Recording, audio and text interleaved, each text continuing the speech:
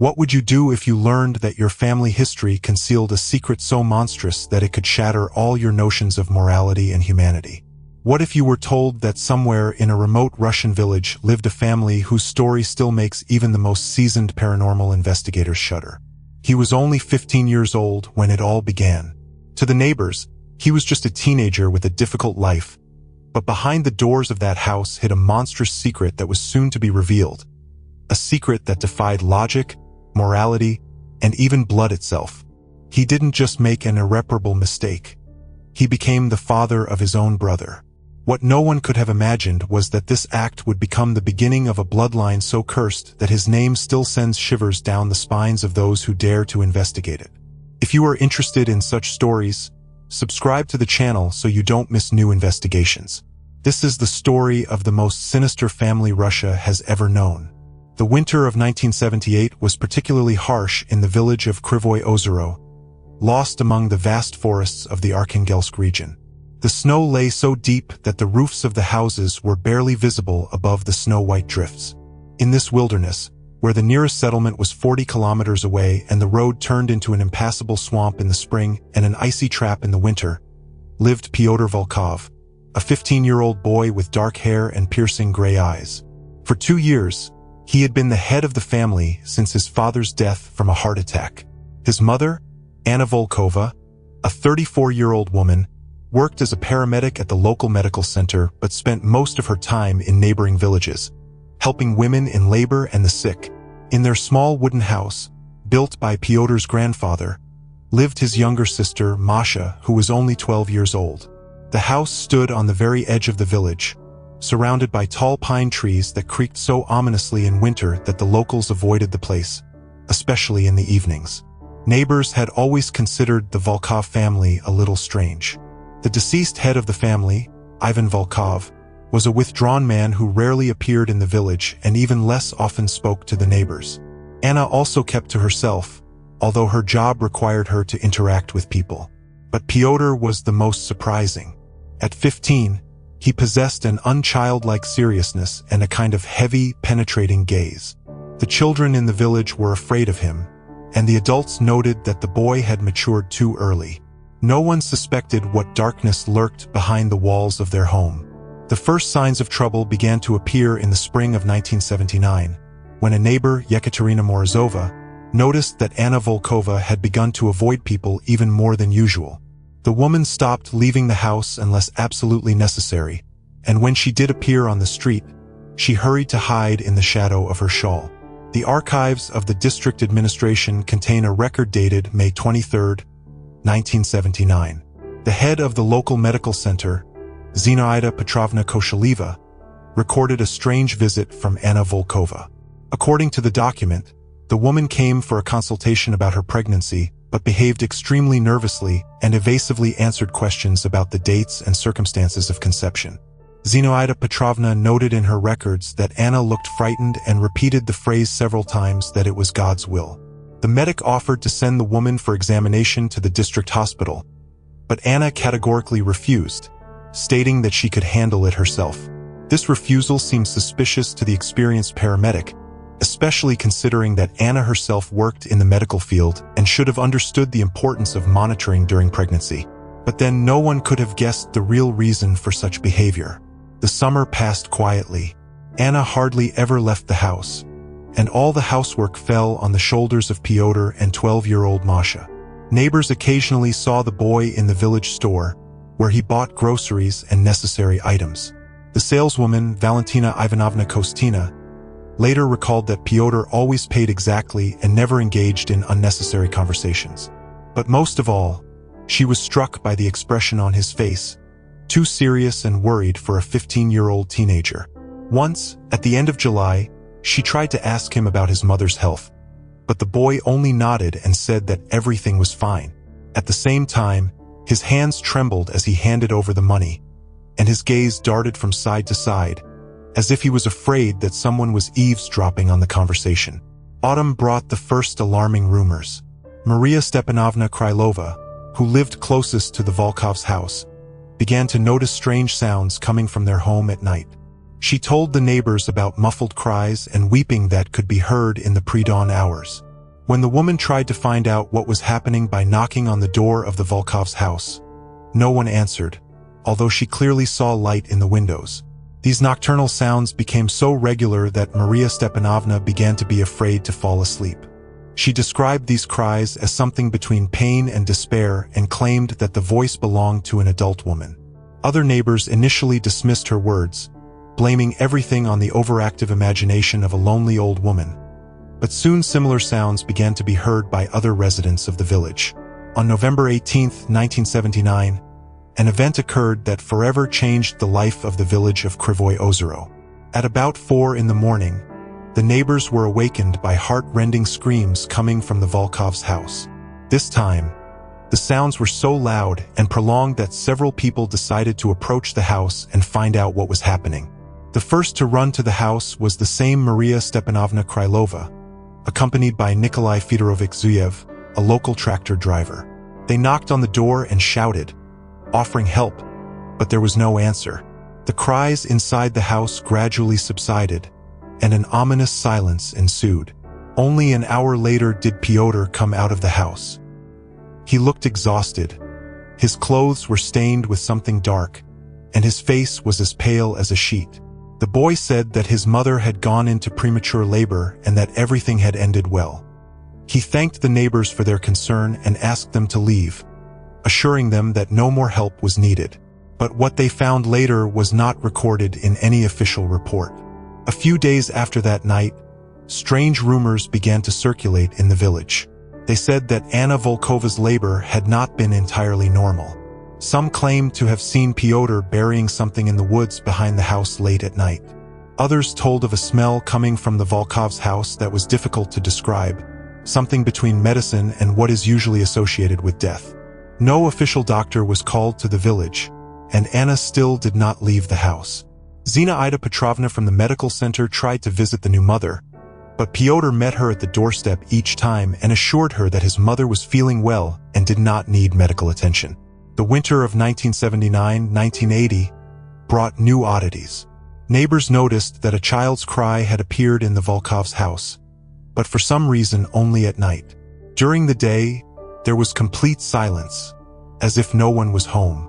Maria Stepanovna claimed that the crying sounded somehow unnatural, too piercing and prolonged for an ordinary baby. She also noticed that Pyotr began to leave the house only at dusk, avoiding daylight and meetings with people. He now did his shopping at the store late in the evening, when most of the villagers were already asleep. The saleswoman, Valentina Ivanovna, recalled that the boy had begun to look even older than his years, and his eyes had acquired some kind of sickly expression. When she tried to ask about the newborn, Pyotr became withdrawn and answered monosyllabically, hurrying to leave as soon as possible. The spring of 1980 brought the first serious suspicions. Anna Volkova never appeared in the village after giving birth, and the neighbors began to worry seriously about her condition.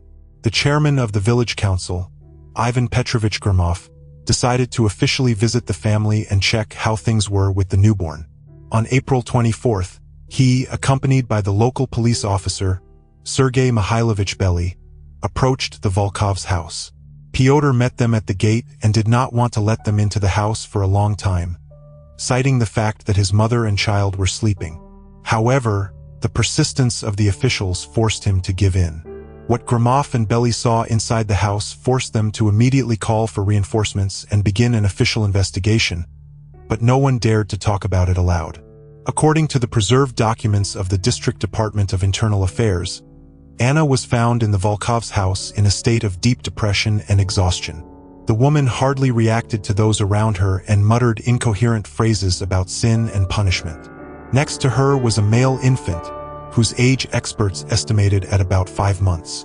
The child looked healthy, but upon closer examination, doctors discovered a number of congenital anomalies that indicated genetic abnormalities.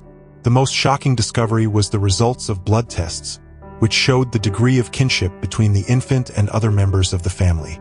The results of the examination were classified, but the leaked information forced the local authorities to take urgent measures. Pyotr Volkov was detained and taken to the district center for questioning.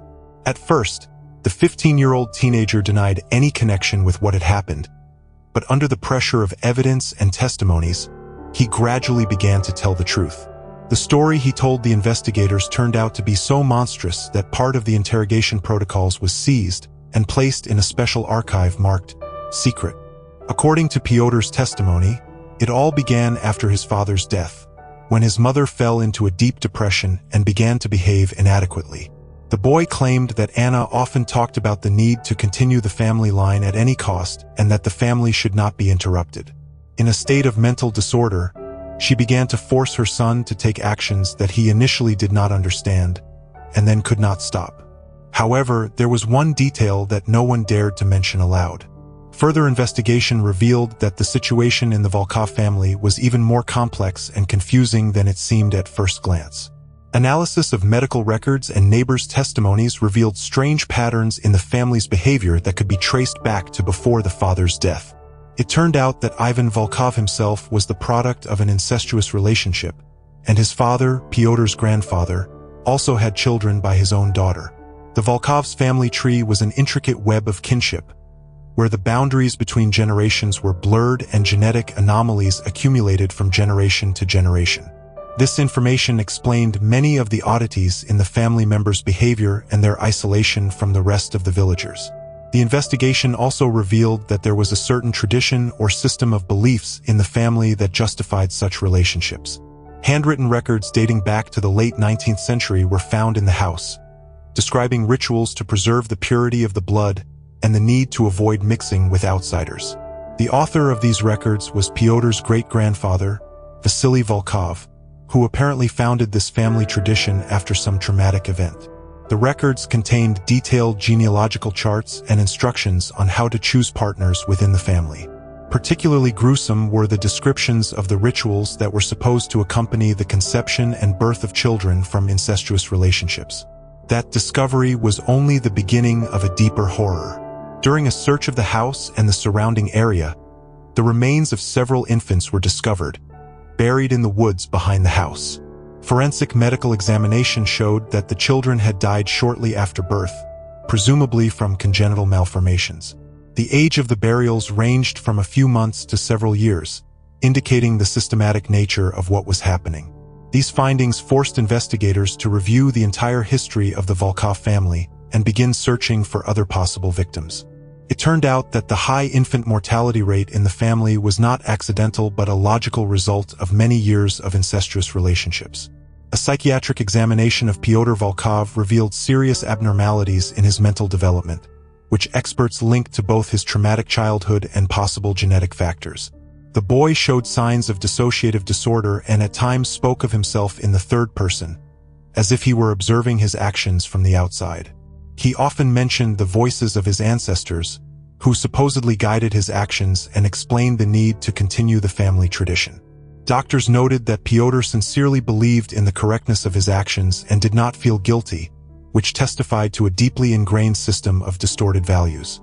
Anna Volkova was hospitalized in a psychiatric clinic, where doctors diagnosed her with a severe form of mental disorder with elements of delusional ideas. The woman constantly talked about the need to preserve the purity of blood and claimed that their family was chosen for a special mission. She spoke of visions of deceased relatives, who supposedly demanded that she continue the family line by any means. Medics noted that Anna's condition worsened after her husband's death, when she completely immersed herself in a world of morbid fantasies and ceased to distinguish between reality and fiction. Treatment did not produce significant results, and the woman remained in the clinic until the end of her days. The younger son, born as a result of an incestuous relationship, was taken from the family and placed in a specialized institution. Medical examination revealed that the child had multiple congenital anomalies, including heart defects, nervous system developmental disorders, and other genetic defects.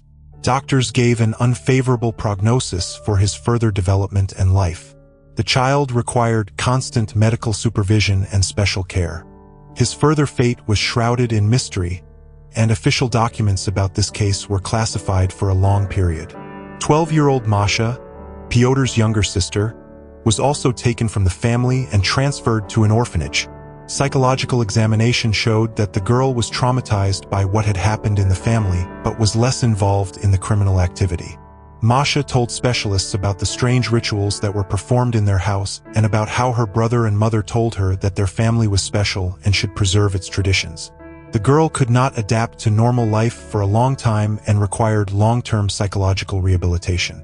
Later, she was adopted by a family from another region and given a new name to protect her from public condemnation. The Volkov family case became public only in narrow professional circles and was classified by a decision of the local authorities. The official reason was the need to protect the interests of minors and prevent public panic. However, rumors about what had happened leaked into neighboring villages and acquired additional details, many of which were fictional but no less gruesome than the real facts. The residents of the village of Krivoy Ozero could not recover from the shock for a long time and preferred not to talk about what had happened, even among themselves. The Volkov's house was sealed and eventually fell into disrepair. Pyotr Volkov was declared insane and sent for compulsory treatment to a specialized psychiatric hospital of a closed type. There, he spent more than 10 years, periodically showing signs of improvement but never fully realizing the severity of his actions. Hospital records noted that he often drew genealogical charts and wrote texts about the importance of preserving family traditions. Doctors tried to work with his distorted perception of reality, but full recovery could not be achieved. At the age of 28, Pyotr died of heart failure, which doctors linked to congenital genetic abnormalities. But what they discovered next changed all notions of the scale of the tragedy. A deeper study of family archives and additional investigations revealed that the Volkov family was not the only one of its kind. In the late 1980s, connections were discovered with several other families in remote areas of the Arkhangelsk and Vologda regions, who also practiced incestuous relationships and had a similar system of beliefs. These families maintained contact with each other and even exchanged members to expand genetic diversity within their isolated community.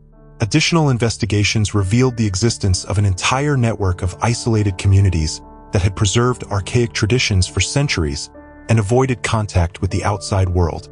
These groups of people lived according to their own laws, based on a distorted understanding of religious and mystical teachings. They considered themselves chosen and believed that mixing with outsiders would defile their purity. As a result of many years of isolation and incestuous marriages, these communities accumulated a huge burden of genetic anomalies, and mental disorders became the norm rather than the exception. The investigation also established that in the past, such cases were hushed up by local authorities due to a reluctance to draw attention to remote areas and their problems. Many crimes remained unsolved, and their victims did not receive justice. A system of collective responsibility and fear of higher authorities led to the fact that information about such incidents did not go beyond local communities. This created favorable conditions for the prosperity of such practices and their transmission from generation to generation. However, there was something even more frightening than all the previous discoveries. During the investigation, the diary of Vasily Volkov, Pyotr's great-grandfather, was discovered, which contained a description of strange events that occurred in the family in the late 10th century. According to the records, the tradition of incestuous relations began after the family was allegedly cursed by a local sorceress. Vasily described a series of unexplained deaths and misfortunes that befell his family and claimed that the only way to avoid further misfortunes was to follow certain rituals and restrictions in the choice of marriage partners. The diary contained descriptions of anomalous phenomena that occurred in the Volkov's house over the decades. Vasily wrote about strange sounds, inexplicable visions, and objects that moved by themselves. He claimed that the souls of deceased relatives continued to influence the life of the family and demanded compliance with certain traditions. Many of the phenomena he described were repeated in the stories of later generations of the family, which created the impression of continuity of anomalous activity. Experts could not find a rational explanation for these phenomena and suggested that they might be the result of mass hallucinations caused by mental disorders of family members. The most gruesome part of the diary was the chapter devoted to the ritual that was supposed to break the curse. According to Vasily's records, to free the family from the influence of dark forces, it was necessary to sacrifice an unborn child from an incestuous relationship. This act was supposed to be the last in a chain of rituals and forever free the descendants from the curse. Researchers suggested that this record may have influenced the decision of Pyotr and Anna, forcing them to believe in the need to commit a crime to save the family.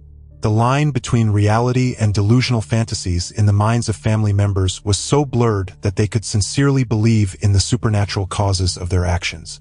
Analysis of the soil around the Volkov's house revealed traces of unusual chemical compounds, the origin of which could not be established. Experts suggested that these substances could have entered the ground as a result of rituals described in family records. Some of the compounds found had psychoactive properties and could affect the state of consciousness of people who had been in this area for a long time. This discovery gave a new explanation for the strange behavior of family members and their neighbors, who could be exposed to these substances through groundwater or air. Local residents reported that strange phenomena continued to occur in their home after the arrest of the Volkov family. Several people claimed to have seen light in the windows of the empty house and heard voices coming from inside. Some told of meeting figures on the road that resembled members of the Volkov family, although they were all in prison or medical facilities. These stories led local authorities to decide to demolish the house and conduct a ritual cleansing of the territory with the participation of an Orthodox priest. However, even after that, reports of strange phenomena in this area did not cease. A study of genealogical connections revealed that the descendants of the Volkov family and related clans are scattered throughout the territory of the Russian Federation. Many of them live ordinary lives and are unaware of the dark past of their ancestors. However, among them, there is an increased frequency of genetic diseases, mental disorders, and other anomalies that may be associated with the legacy of incestuous relations of past generations. Some of these people report strange dreams in which unknown relatives appear to them and tell them about family secrets. Researchers were particularly alarmed by an incident that occurred in 1994 in the city of Kotlas. A young woman named Elena Sergeeva, who, as it later turned out, was a distant relative of the Volkovs, turned to the local hospital with complaints of strange visions and voices. She claimed that deceased relatives demanded that she perform certain rituals to continue the family line. Medical examination did not reveal any serious mental abnormalities in the woman, but her behavior became increasingly strange. Elena began to study the genealogy of her family and discovered connections with the Volkov family, about which she had previously known nothing. After this discovery, Elena's condition deteriorated sharply. She began to claim that a curse had been placed on her family and that the only way to remove it was to follow the traditions of her ancestors. Fortunately, timely intervention by psychologists and social services prevented a repeat of the tragedy. Elena was placed in a psychiatric clinic, where she received the necessary treatment. This case forced the authorities to take the problem of hereditary mental disorders among the descendants of problem families more seriously and to begin systematic monitoring of them. Further research revealed the existence of underground groups that consider themselves keepers of ancient traditions and continue to practice the rituals described in the Volkov family archives. These groups operate in deep secrecy and attract people suffering from various mental problems or in difficult life situations. They use distorted religious and mystical teachings to justify their actions and create a sense of belonging to a special, chosen community. The activities of such groups pose a serious threat to public safety and require constant monitoring by law enforcement agencies. Documents found in the KGB archives testified that the case of the Volkov family was not unique, even in Soviet times. The special services had information about several similar families and communities but preferred to hush up these cases for reasons of state security. It was believed that the publicity of such cases could damage the reputation of the Soviet system and cause undesirable social upheavals. As a result of this policy, many crimes went unpunished, and their victims did not receive justice. A particularly frightening discovery was information that some of these groups had connections with occult organizations and sects operating in the USSR. They exchanged experiences in conducting rituals and supported each other in preserving secret traditions. These connections created an extensive network that could coordinate its activities and avoid the attention of the authorities. After the collapse of the Soviet Union, control over such groups weakened, which could have contributed to their activation and spread. Modern researchers continue to study the legacy of the Volkov family and similar clans. Genetic studies show that the consequences of many years of incestuous relations can manifest themselves through several generations and affect the health of people who do not even suspect their origin. Psychologists note that the traumatic experience of ancestors can be transmitted through epigenetic mechanisms and affect the behavior and mental health of descendants. These discoveries force us to reconsider approaches to the study of hereditary diseases and mental disorders. Sociological studies have revealed that isolated communities still exist in remote areas of Russia. There are communities that live according to archaic laws and avoid contact with the outside world. Many of them maintain a patriarchal way of life and pass down traditions from generation to generation that may contradict modern norms of morality and law. The absence of education, medical care, and social control in these communities creates favorable conditions for the flourishing of various forms of violence and exploitation. Law enforcement agencies face serious difficulties when investigating crimes in such communities. Residents usually refuse to cooperate with the authorities and prefer to resolve conflicts according to their own internal rules. Language barriers, cultural differences, and geographical isolation complicate the work of investigators and hinder the collection of evidence. As a result, many crimes remain unsolved, and their victims do not receive protection. Medical workers who encounter members of such communities note a high frequency of congenital malformations, mental disorders, and other problems related to genetic factors. However, distrust of official medicine and adherence to traditional methods of treatment make it difficult to provide qualified assistance. Many patients only seek medical attention in critical situations, when the possibilities for effective treatment are already limited. Educational programs aimed at enlightening the population of remote areas face resistance from traditionalists, who see modern education as a threat to their way of life. They fear that familiarity with the outside world could lead to the destruction of their culture and the loss of control over the younger generation. As a result, children in these communities are often deprived of the opportunity to receive a quality education and develop critical thinking skills. Religious organizations also play an important role in the lives of isolated communities. Some members of the clergy contribute to the preservation of archaic traditions and hinder the modernization of social relations. They use their authority to maintain the existing order and suppress attempts at reform. At the same time, other religious figures try to promote positive changes and protect the rights of the most vulnerable members of the communities.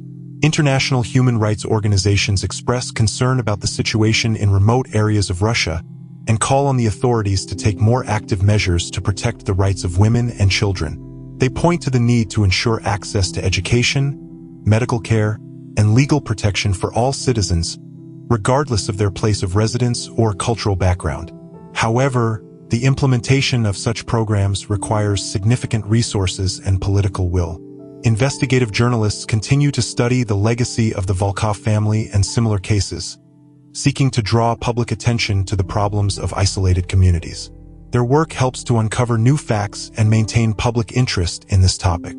However, they often face obstacles from local authorities and community representatives who are not interested in publicizing the dark sides of their history.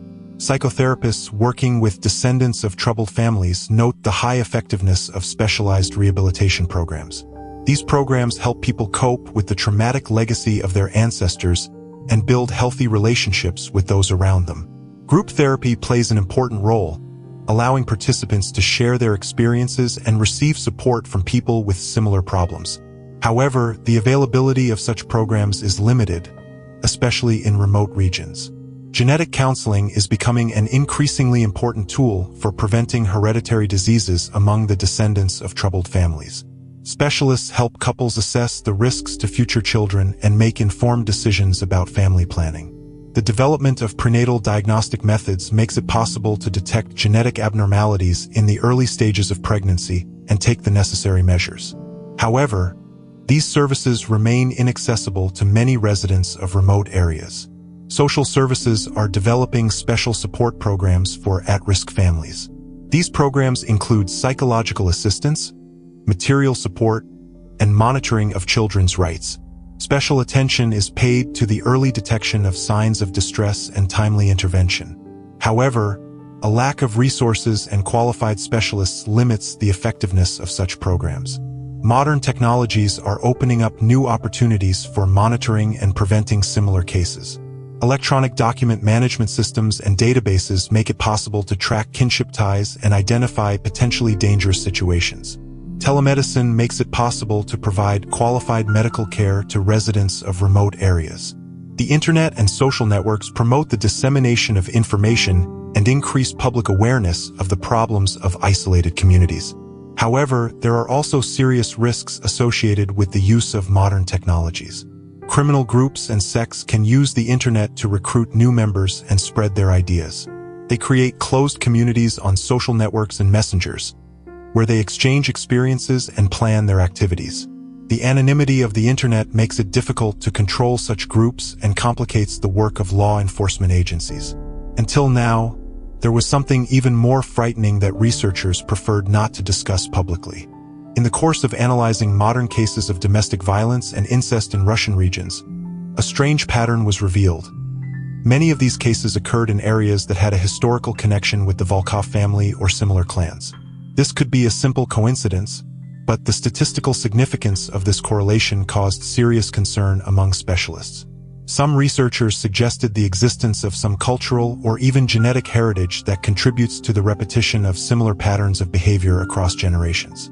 Even more alarming was the discovery of the fact that children with unusual physical and mental characteristics continue to be born in some families related to the Volkovs. These children often demonstrate increased sensitivity to supernatural phenomena and talk about contact with deceased relatives.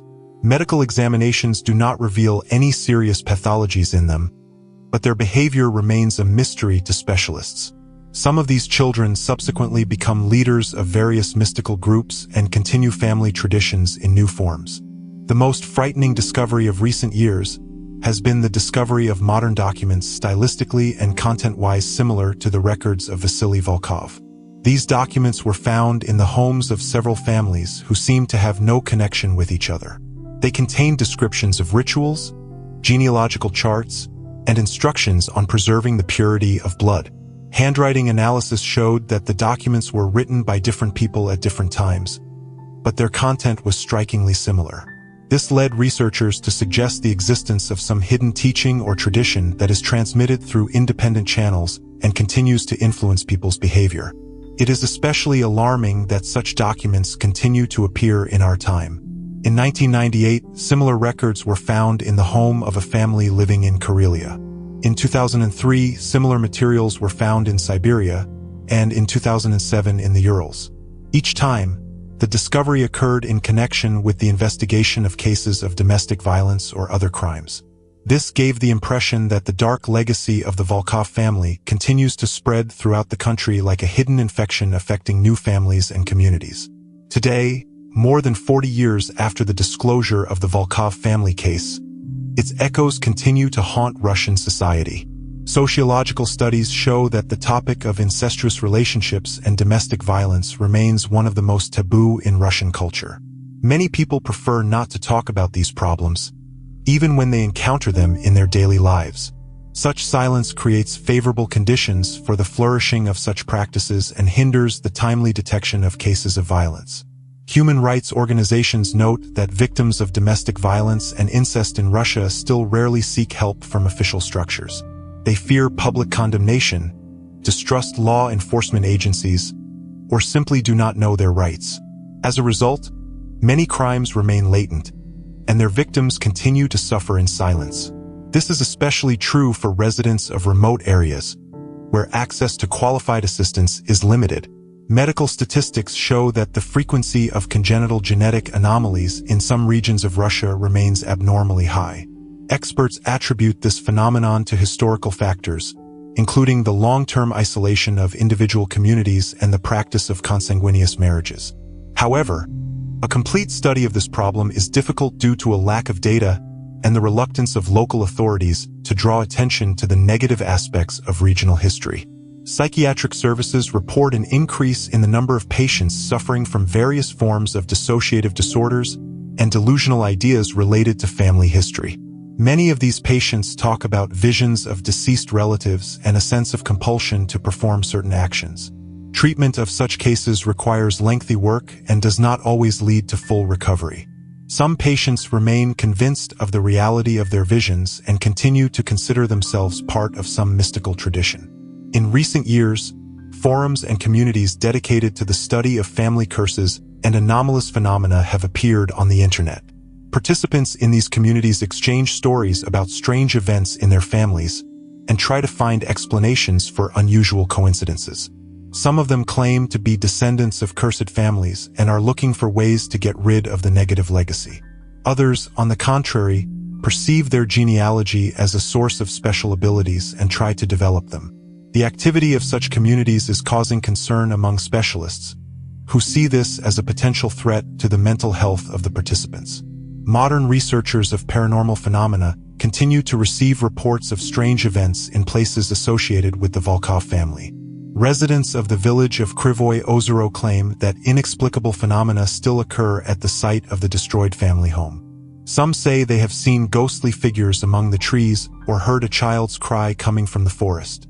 Tourists and researchers visiting these places sometimes report sudden attacks, anxiety, headaches, and other physical ailments. There is no scientific explanation for these phenomena yet, but there is one detail that no one has dared to discuss openly until now.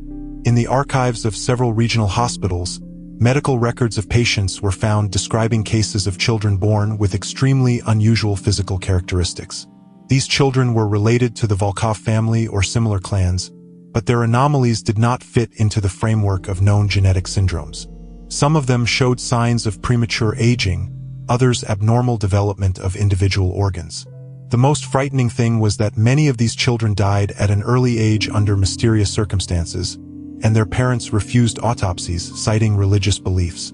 Today, the history of the Volkov family remains one of the darkest pages in the chronicle of Russian family tragedies. It serves as a reminder of the terrible consequences that isolation, ignorance, and blind adherence to vicious traditions can lead to. But the scariest thing is that this story could happen again. In remote corners of the country, there are still families and communities that live according to their own laws and pass down dark secrets from generation to generation. While society prefers to turn a blind eye to these problems, the tragedy of the Volkov family may become not a historical curiosity, but a harbinger of new horrors. And perhaps somewhere now, in a remote village or abandoned settlement, another teenager is standing on the threshold of a choice that will forever change the fate of his family and leave a new bloody mark in the history of the cursed families of Russia.